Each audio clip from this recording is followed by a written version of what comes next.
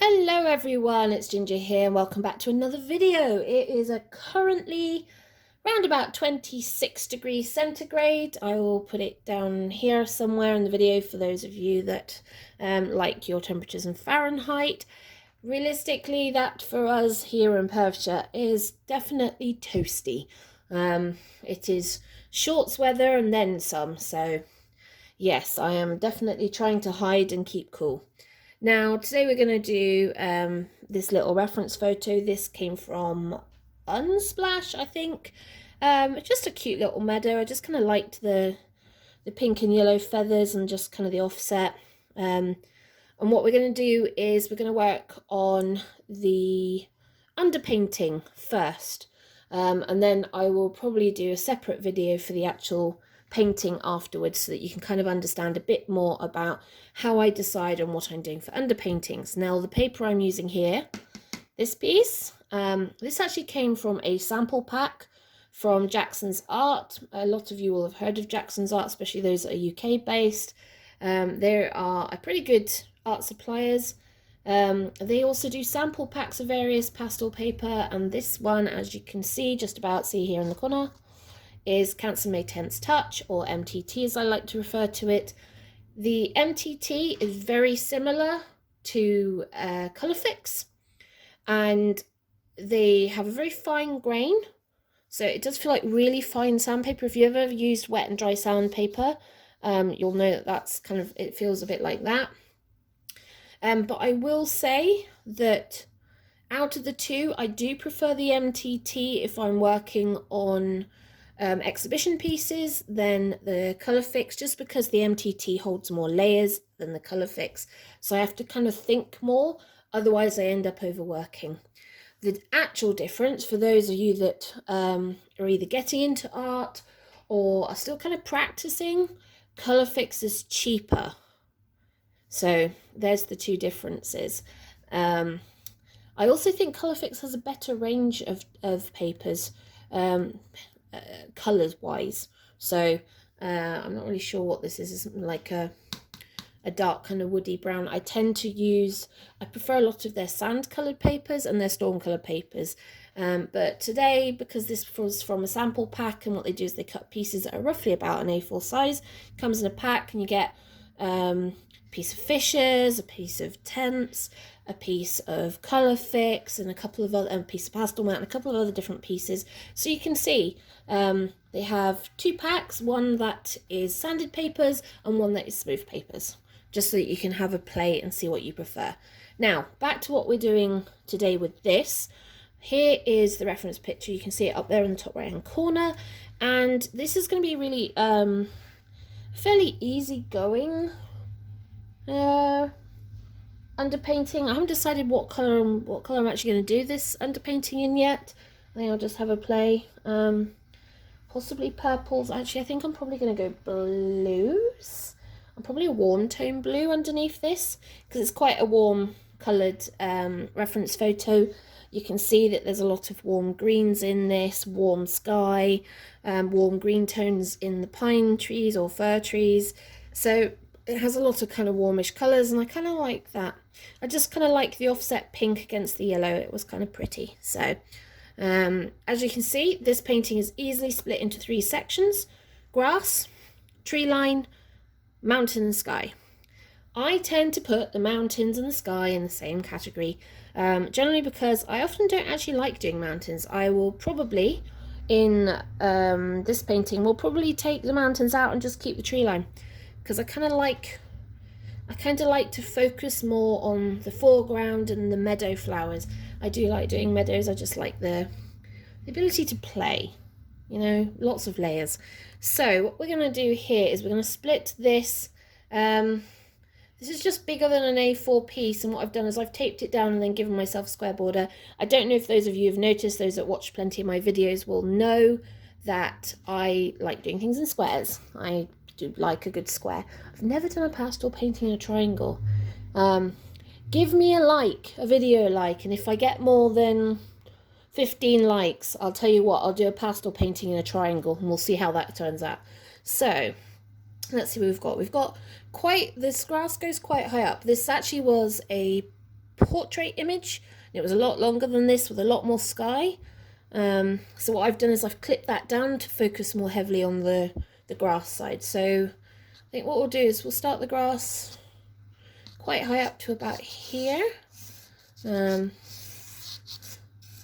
Right, so you can just about see this is where our grass line is. Now you can see we've got this tiny corner of fir tree that kind of comes down. I'm not going to do it right away from the top because I don't want it touching this top edge, because I think it's going to break with our sky. So I'm going to kind of just mark this out and go, right, this is our kind of weird shaped tree. I kind of brought that out a little bit too much. I don't want to bring that out that far. Let's bring that out to here actually. Right, so there's our kind of clip of tree, and then at the back we've got kind of a thin one here. In fact, we've got two thin ones there, one there and one there. Then we've got a thicker one. Now remember, we can't see most of this because this grass goes up past this line, so the grass kind of comes up and then comes back down again. So this is the thicker one. It's also taller, so we want that up to there. And then we've got another one in front of that here, and then a thinner one at the back there, which is taller again. And we've got another low one here, another low one here. Now what we're doing is now this pushes back into the background. So this row of trees on this side is actually further. So you've got a set that's at the front, and I think if we bring them down here, we've got set here. I hate fir trees, right? Set here, and this kind of goes further down to distance, and then above that you've actually got further trees that are actually, because they're further away, they look thinner, and they actually do go further down into the distance like that.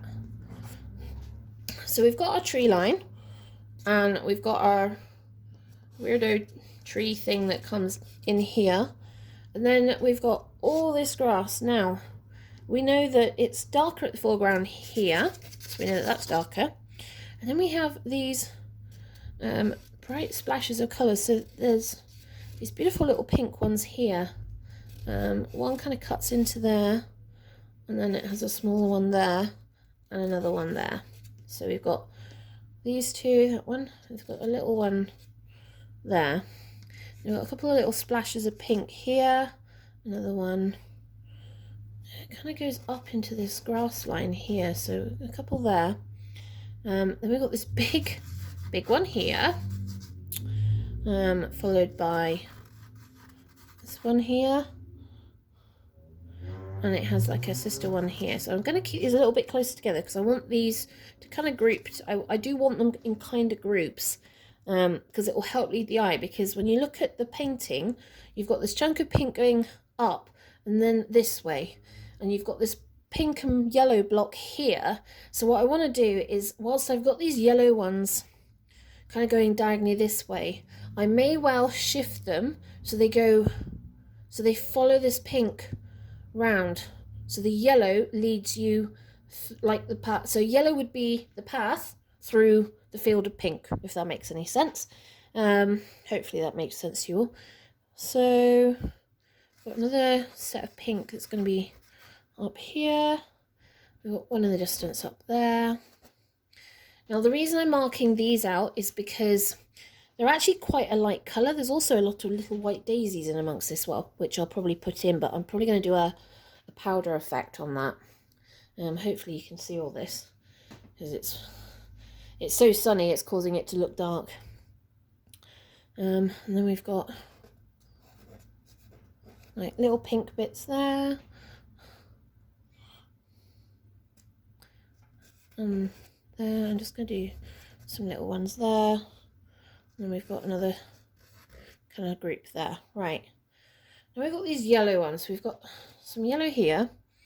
I don't really know what half these flowers are. They kind of look like a cross between weird pink daisies, and I don't know what those are, but they're not really daisies, to be fair.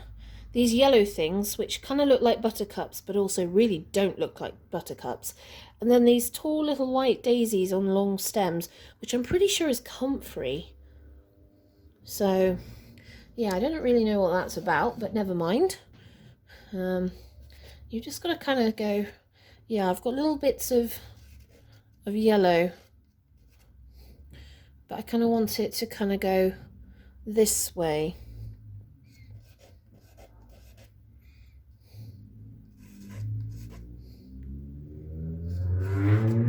So I think what I'm going to do is I'm going to add a significant amount of yellow on this side versus the other two sides where there's a lot more pink.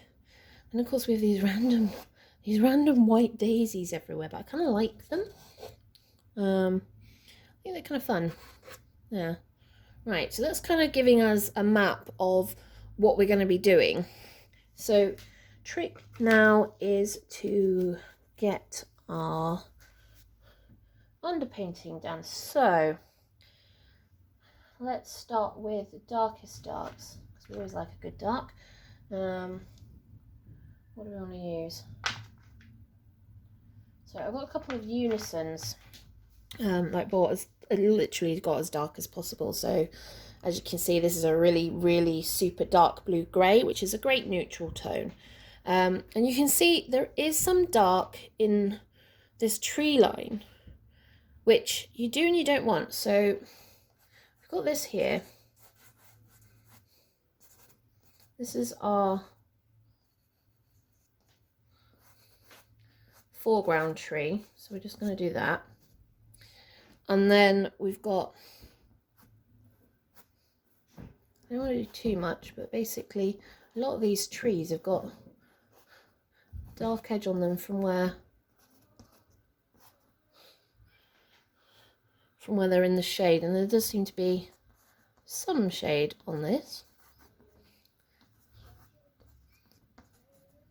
Right, now as we come down, we're going to have a lot of darker tones underneath this grass, and that will really make the grass pop.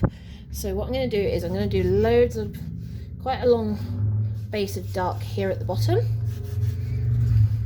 Now when you're doing grasses and meadows, you tend to find that you will see it in waves, like curves like this. You can kind of see it in this picture. You've got like a wave here of the tallest grasses, and then you've got another wave here of the medium height grasses, and then as we go into the distance it kind of turns into a block, and that's your furthest and also your lightest grasses. So we're going to make sure that we've got plenty of dark down here, and this kind of does come down a fair bit actually. So this is our medium area. We'll just put some in so that you can see that it's kind of gives a run.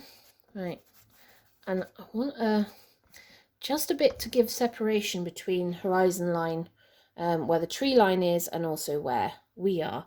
The sun's creeping round again. Let me see. Pull this a second. That's a bit better. Hopefully you can see a bit better now. Right. Now I do want to put down a lighter colour. It's about how light do I want to go?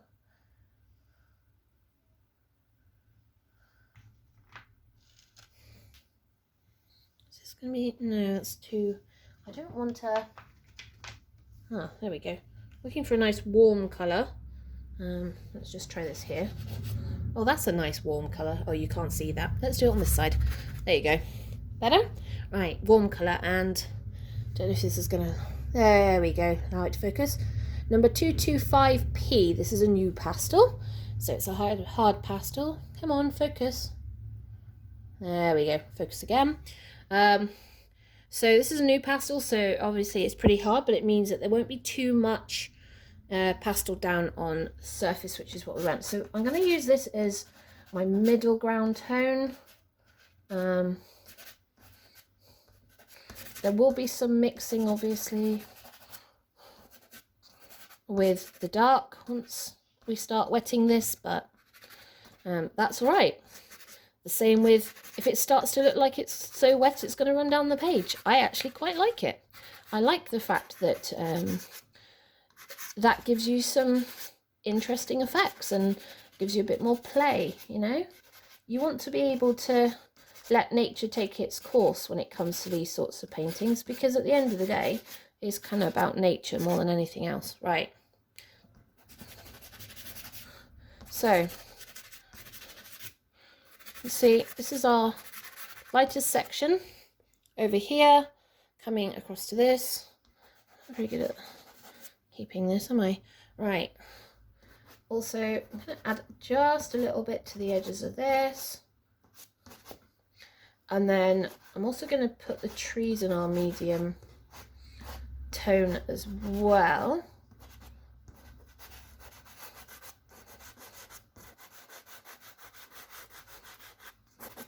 There we go. This is probably not making too much sense at the moment, but it will do soon. Especially once you start adding water, it does start to make a bit more sense. Let's try to keep the pastels together so I don't lose them. Put them in the lid. Right, and I want a warm, lighter colour that isn't too light. I have this, which if I put it against this, you'll see is definitely lighter. Are you focused? No, you're not. I don't know why it won't let me do that, but right. Let's see. The reason I don't want it too light is because at the end of the day, I am going to be adding a lighter colour over the top. I haven't decided what I'm doing about the sky yet, whether I'm going to keep it a sky or whether I'm going to make it a little bit more kind of sunsetty or noony, or yeah, I haven't decided. Right. I also want to point out that this is also our lightest area where the grasses are as well, so just so that we've got that in there and you'll see that come through. Right, so kind of looks like what we're doing. That's fine. Well, before I do anything else, I'm going to add an even lighter colour, lighter again. This is it here. You're gonna, I don't know why this just refuses to focus today. And I'm going to put that where the flowers are, and that's, or at least where some of the flowers are, because obviously I've lost a fair few of them in the process, but that's normal. But it's just so that I can go, yep, that's where they are. So, yeah, and then there's a few. Right, so now we've done that. Now I can do two things. I can, and so that if you haven't seen this before, you can smudge it in with paper towel, a bit of pipe cleaner, any kind of foam. You can also do this. You can also brush it in like this, or you can add water. Now I think in this case I am actually just going to brush this in. It's not often I do that, but if you don't want to have to wait for it to dry, this is actually a good way of doing this. So this is a, see if it's gonna focus. Come on, focus. There we go. A number 10 Winsor & Newton foundation. It is a chisel head brush, and it just allows me to well, it's soft enough that it can get into the tooth of this paper, so it is pushing all of this into the paper, which is kind of what we want. You can see all of this pastel coming in. I have a Dyson Airblade on in the corner on that side. Come on, focus, thank you. And that basically takes all the dust particles out the air for me, because you do not want to be breathing this stuff in. This is not good for you. So you can start to see that there is a colour difference between, you really don't want to focus, do you? There we go. You can see that there is, right, let me stop you doing that. There we go. Right, I should now have locked that focus and it should stop doing this. But you can see the difference where you've got the dark, your kind of medium, which is kicking in kind of along here, and then you've got going into your lights, which is what we're doing here. You can see every time I flick the brush, it just kind of poofs. Do not breathe those in. I am, I'd say probably about 2 feet away, so I'm actually stretching quite far to reach this, just because it allows me to do that. But yeah, so there we go. Right, and then we've got this, which is our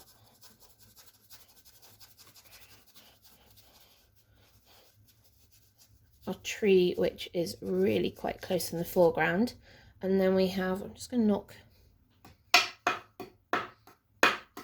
knocking some of this off and then wiping. I've got a, oh, sorry guys, knocked you around a wee bit. I have just a rag, an old tea towel, and basically I'm just taking some of the excess powder off. And we will continue.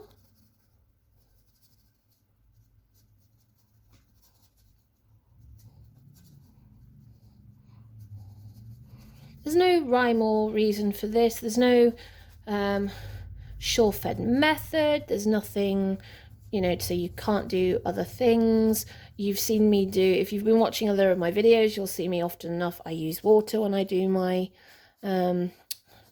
underpaintings, but you don't actually have to do it. It's totally up to you and what you prefer.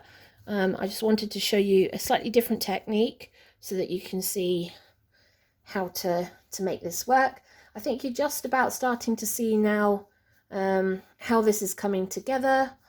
You can see the foreground tree, you can see the mid-ground trees, the other mid-ground trees here in this block here, and then behind that these lighter trees going into the distance, so that's our lighter trees. And then you can see how the light is coming this way, because this is the direction of the light in the painting. So the light's coming this way from behind this one, and it's creating this swathe of light this way, which kind of curves, and so it comes down this way a wee bit. So we're going to brush out our next colour, which is the sky.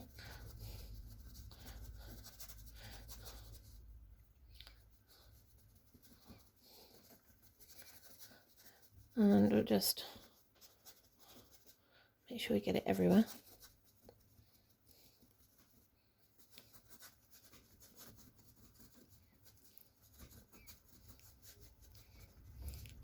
I know, for most people, they're like, you dry brushed this pastel painting?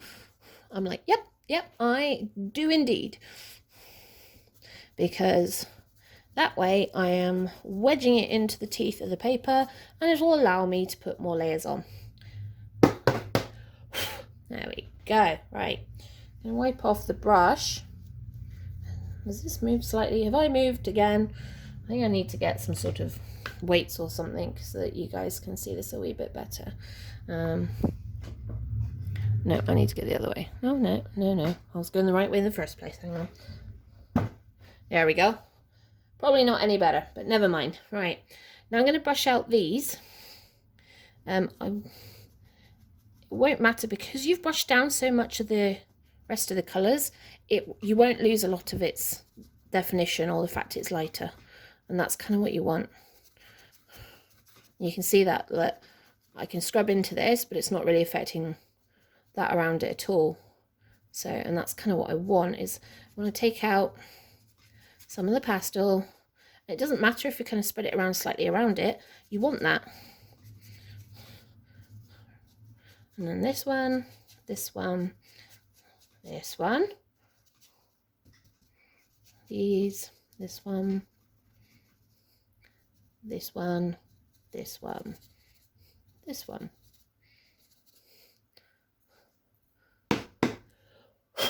There we go. Right, so that is our underpainting. I've got, just to clarify, you can see, yes, on my fingers already, and that was just mostly from the darkest dark. And this now will form the underpainting for the painting going forward. It has my tonal values. You can see I've got my darks, my mids, my lights, my really lights, which are my highlights, which are weirdly enough going to be the flowers, which is kind of what you want as the focus. And this I can then build up to where I want it to go, and easily put on all the different layers on top of this. When I touch it, I'm not really taking too much off, which is kind of what you want. So I hope that that was handy. Obviously the other way to do underpaintings is to use water. I will probably do another video about underpaintings using acrylic ink. We were packing up the house for a house move and then didn't move.